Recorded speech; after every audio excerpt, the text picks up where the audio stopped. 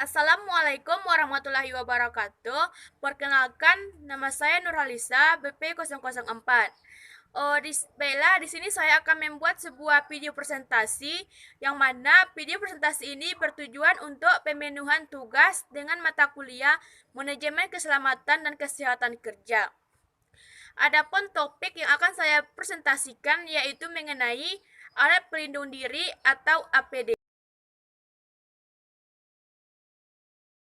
Setiap aktivitas yang melibatkan faktor manusia, mesin, dan bahan yang melalui tahapan proses memiliki risiko bahaya dengan tingkatan risiko berbeda-beda, yang memungkinkan terjadinya kecelakaan dan penyakit akibat kerja. Jadi, dari risiko kecelakaan dan penyakit akibat kerja tersebut disebabkan karena adanya sumber-sumber bahaya akibat dari aktivitas kerja di tempat kerja. Tenaga kerja merupakan aset sebuah perusahaan yang sangat penting dalam proses produksi, sehingga perlu diupayakannya agar derajat kesehatan tenaga kerja selalu dalam keadaan yang optimal.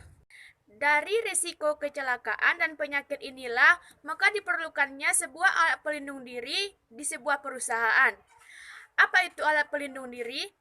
Alat pelindung diri atau APD merupakan alat yang digunakan untuk melindungi pekerja dari luka atau penyakit yang diakibatkan oleh adanya kontak dengan bahaya di tempat kerja, baik yang bersifat kimia, biologis, radiasi, fisik, elektrik, mekanik, dan lain sebagainya.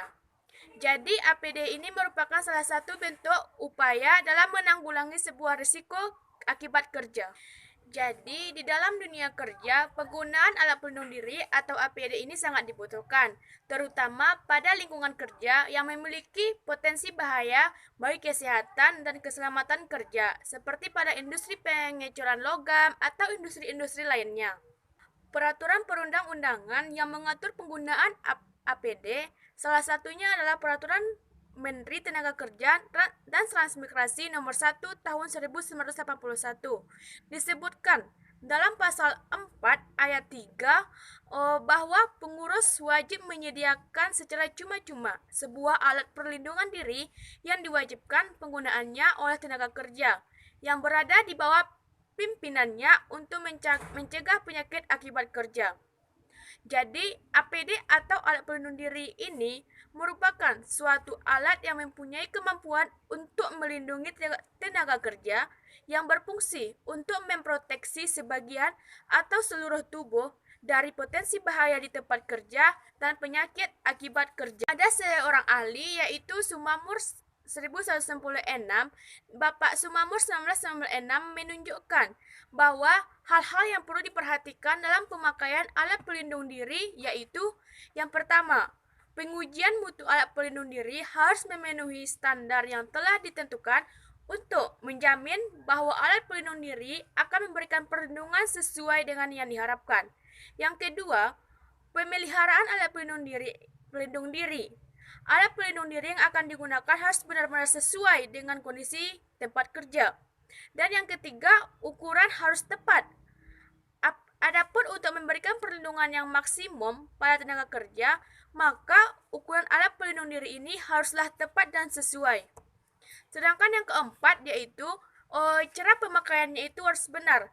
Sekalipun alat pelindung diri disediakan oleh perusahaan, alat-alat ini tidak akan memberikan manfaat yang maksimal bila cara pemakaiannya tidak benar. Jadi dalam menggunakan APD ini, cara pemakaiannya pun harus sesuai, harus benar. Dalam melakukan pemilihan dan penggunaan alat pelindung diri ini haruslah memperhatikan aspek-aspek seperti aspek teknis dan aspek fisiologis. Adapun aspek teknis ini ada tiga, yaitu seperti pertama pemilihan berdasarkan jenis dan bentuknya, pemilihan berdasarkan mutu dan kualitas, dan juga penentuan jumlah alat pelindung diri. Sedangkan menurut aspek teknis ini, di samping aspek teknis gitu, maka aspek psikologis yang menyangkut masalah kenyamanan dalam penggunaan alat pelindung diri juga harus penting untuk diperhatikan. Timbulnya masalah baru bagi pemakai harus dihilangkan. seperti terjadinya penggangguan terhadap kebebasan gerak pada saat memakai alat pelindung diri. Menurut Tarwaka 2008 menyatakan bahwa adapun kriteria dalam pemilihan alat pelindung diri ini adalah diantaranya adalah yang pertama, alat pelindung diri ini harus mampu memberikan perlindungan efektif kepada pekerja atas potensi bahaya yang dihadapi tempat kerja. Yang kedua, alat pelindung diri ini mempunyai berat yang seringan mungkin dan nyaman dipakai dan tidak menjadi beban tambahan bagi pemakainya.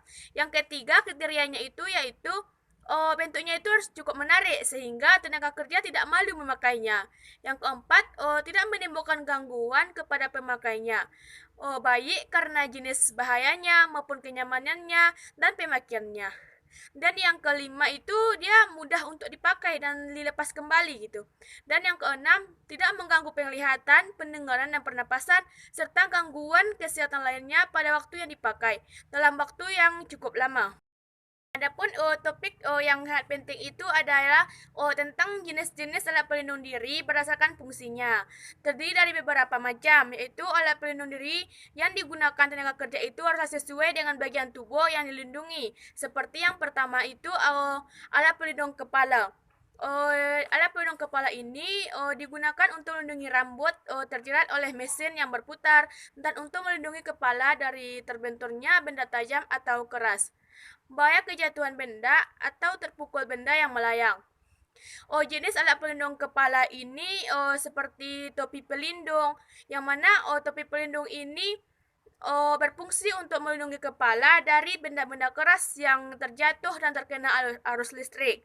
Adapun yang kedua itu tutup kepala, berfungsi untuk melindungi kepala dari kebakaran, korosi, suhu panas, dan dingin. Dan yang ketiga, alat pelindung dari kepala ini adalah topi, berfungsi untuk melindungi kepala dari rambut dari kotoran debu dan mesin yang berputar. Alat yang kedua yaitu alat pelindung mata. Alat pelindung jenis ini digunakan untuk melindungi mata dari percikan bahan kimia, debu, dan partikel-partikel kecil yang melayang di udara, gas atau uap yang dapat menyebabkan iritasi mata, radiasi gelombang elektronik, panas radiasi sinar matahari, pukulan atau benturan benda keras. Adapun alat pelindung mata ini seperti kacamata. Kacamata ini berfungsi untuk melindungi mata dari partikel-partikel kecil, debu, dan juga dari radiasi gelombang elektromagnetik. Yang kedua yaitu gurgle, berfungsi untuk melindungi mata dari gas, debu, uap, dan percikan larutan bahan kimia.